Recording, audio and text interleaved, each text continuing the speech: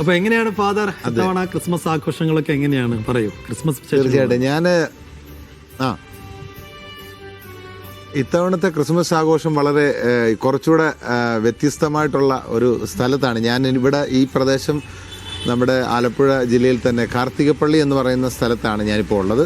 ഇപ്പോൾ എൻ്റെ വഴുതാനം cent Sebastian's Malankara കത്തോലിക്ക പള്ളിയുടെ വികാരിയായിട്ടാണ്. അപ്പോൾ ഈ സ്ഥലത്ത് വന്നു കഴിഞ്ഞതിന് ശേഷം ഈ ദിവസങ്ങളിലെല്ലാം ഒറ്റ ദിവസം പോലും പ്രോഗ്രാം ഇല്ലാത്ത ദിവസങ്ങളില്ല. അതുപോലെ തന്നെ കുറേ ഒത്തിരി ആളുകൾ ആയിട്ടുള്ള വലിയ ഒരു പരിചയവും സ്നേഹബന്ധവും ഒക്കെ കൂടുതൽ ആളുകളിലോട്ട് എത്തപ്പെടാനായിട്ട് അത് മറ്റൊരു സ്ഥലത്തും ഇത്രയും വലിയ ഒരു എത്തപ്പെടലുണ്ടായിട്ടില്ല. കാരണം ഈ പ്രാവശ്യം പതിവിൽ നിന്ന് കുറച്ചുകൂടെ വ്യത്യസ്തമായിട്ട് ഒത്തിരി ആളുകളിലോട്ട് എത്തിച്ചേരുവാൻ എനിക്ക് സാധിച്ചു എന്നുള്ളതാണ്. അപ്പോൾ ഇനിയിപ്പം വീട്ടിലോട്ട് പോകണം.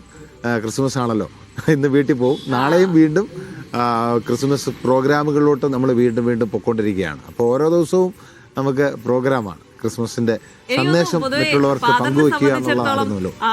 അത് സ്കൂളുകൾ, അതുപോലെ തന്നെ പള്ളികൾ. യെസ്, തീർച്ചയായിട്ടും. അപ്പൊ ഫാദറിനെ സംബന്ധിച്ചിടത്തോളം ഈ ആളുകൾക്ക്, പ്രത്യേകിച്ച് കുട്ടികളുടെ ഇടയിലൊക്കെ ഫാദർ ഭയങ്കര പോപ്പുലർ ആവുന്ന എന്താന്ന് വെച്ചാൽ ഈ പാട്ട് പാടാൻ പറ്റുമല്ലോ. അപ്പൊ അവരിലേക്ക് എളുപ്പം എത്താൻ പറ്റുന്ന ഒരു കാര്യമാണല്ലോ. അപ്പൊ എനിക്കറിയാം ഫാദർ ഇങ്ങനെ പോകുമ്പോൾ പാട്ട് പാടുന്ന ഫാദർ എന്നെല്ലാരും പറയുന്നുണ്ട്. അപ്പൊ ആ ഒരു ഇമേജ് ആണുള്ളത്. അപ്പൊ ഓരോ സ്ഥലത്ത് പോകുമ്പോഴും അത് നല്ല ഹെൽപ്പ് ആവാറുണ്ടോ? അതെ. പിന്നെ തീർച്ചയായിട്ടും എവിടെ ചെന്നാലും നമുക്ക് കുട്ടികൾ മാത്രമല്ല മുതിർന്നവരുമാണ്. ഞാൻ കൂടുതലും നമുക്ക് ഡിവോഷണൽ സോങ് ആണ് പാടുന്നത്.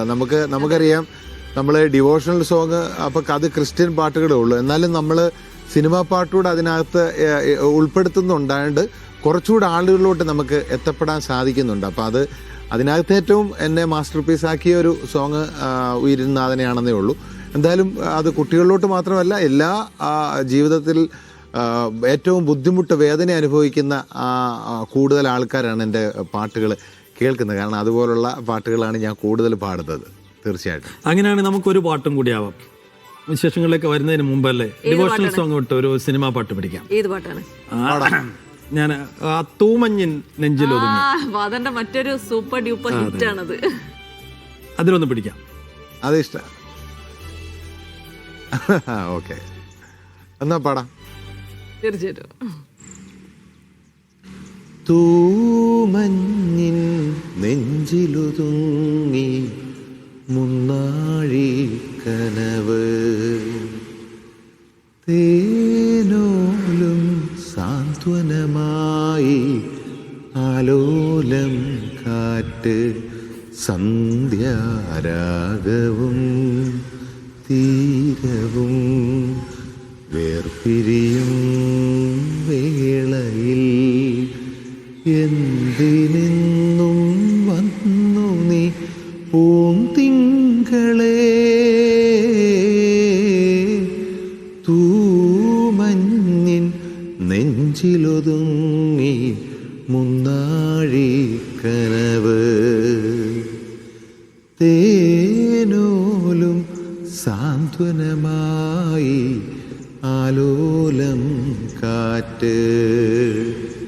ഓക്കെ, ഇത് സൗണ്ടിനൊക്കെ ചെറിയ പ്രോബ്ലംസ് ഉണ്ട്. കാരണം നമുക്ക് ഈ ദിവസങ്ങളെല്ലാം നമുക്കറിയാലോ തൂമഞ്ഞ് പെയ്തിറങ്ങുന്ന പ്രഭാതം കൂടിയാണല്ലോ. അതുകൊണ്ടാണ് യെസ്. അപ്പൊ ഫാദർ ഇതിങ്ങനെ പാട്ടൊക്കെ പാടി സ്വാഭാവികമായിട്ടും ഫാദർ ചെല്ലുന്ന ആളുകൾക്കിടയിലൊക്കെ പോപ്പുലർ ആയിരിക്കും. പക്ഷെ ഈ സഭയ്ക്കകത്ത് ഇങ്ങനെ പറയോ, അതായത് ഈ ഫാദർ പാട്ടൊക്കെ പാടി വലിയ ഗൗരവമൊന്നുമില്ലാതെ നടക്കുകയാണ്, അങ്ങനെ വല്ല കമന്റ് ഉണ്ടാവാറുണ്ടോ? അതോ പ്രോത്സാഹനമാണോ? പാട്ടുപാടി ഗൗരവമില്ലാതെ നടക്കുകയാണ്.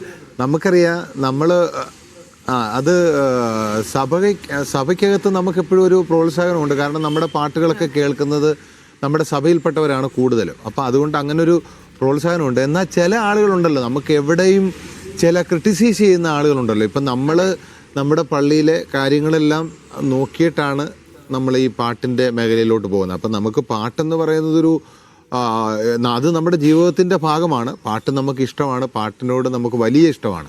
പക്ഷേ എന്നാൽ പോലും നമ്മൾ ഇരിക്കുന്ന ഇടവകയിലുള്ള കാര്യങ്ങളെല്ലാം ചെയ്തിട്ട് മാത്രമേ നമുക്ക് ബാക്കിയുള്ള കാര്യങ്ങളിലേക്ക് നമുക്ക് പോകാൻ പറ്റൂ. കാരണം നമ്മുടെ മെയിൻ ഉത്തരവാദിത്വം എന്ന് പറയുന്നത് ഒരു പ്രീസ്റ്റ് എന്ന നിലയിൽ നമ്മുടെ ഇടവകയാണല്ലോ. അപ്പോൾ അതുകൊണ്ട് തീർച്ചയായിട്ടും പാട്ടിൻ്റെ മേഖലയും നമ്മൾ അതിൻ്റെ കൂടെ കൊണ്ടുപോകുമ്പോൾ നമ്മുടെ സഭയിൽപ്പെട്ടവർ മാത്രമല്ല, നമ്മളെല്ലാ ആളുകളിലോട്ട് നമുക്ക് എത്തപ്പെടാൻ പാട്ടിലൂടെ സാധിക്കുന്നു എന്നുള്ളതാണ് അതിൻ്റെ ഏറ്റവും വലിയ കാര്യം. അപ്പോൾ അതുകൊണ്ട് ക്രിട്ടിസൈസിങ്ങിനെ നമ്മളൊരിക്കലും അതിനെ ഒരു ഇതായിട്ട് കാണുന്നില്ല. ക്രിട്ടിസൈസ് ചെയ്യുന്നവരെപ്പോഴും ക്രിട്ടിസൈസ് ചെയ്തുകൊണ്ടിരിക്കുക. അപ്പോൾ അതുകൊണ്ട് നമ്മൾ ചെയ്യുന്ന കാര്യത്തിനകത്ത് നമുക്ക് നല്ല ബോധ്യം ഉണ്ടെങ്കിൽ നമ്മൾ മറ്റുള്ളവരുടെ ക്രിട്ടിസൈസിങ് നമുക്ക് പേടിക്കേണ്ട കാര്യമൊന്നുമില്ല. നമ്മൾ ചെയ്യുന്ന കാര്യം ചെയ്തുകൊണ്ടിരിക്കുക. അപ്പോൾ ഇവിടം വരെ എത്തപ്പെട്ടത് അങ്ങനെ നമ്മൾ ചിന്തിച്ചതുകൊണ്ടാണ്. ക്രിട്ടിസൈസ് ചെയ്യുന്നവരെ നോക്കാനാണെങ്കിൽ നമുക്ക് ജീവിതത്തിൽ ഒന്നും ചെയ്യാനായിട്ട് നമുക്ക് പറ്റത്തില്ലല്ലോ. അപ്പോൾ അതുകൊണ്ട് അതൊരിക്കലും